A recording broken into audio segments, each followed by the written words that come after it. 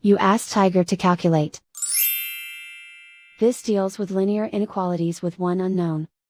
The final result is a greater than 4. Let's solve it step by step. Swap sides.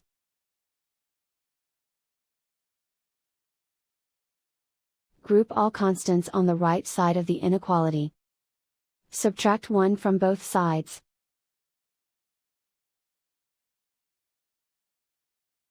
Group like terms.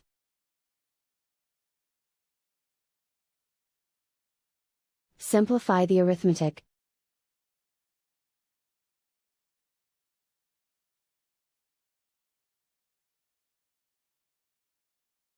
Convert the a into a positive number.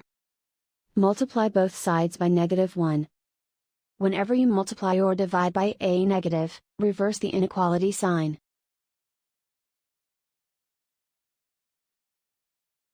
Remove the ones.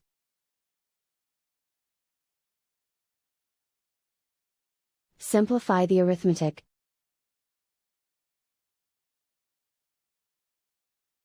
Plot the solution on a coordinate grid. And so the final result is a greater than 4.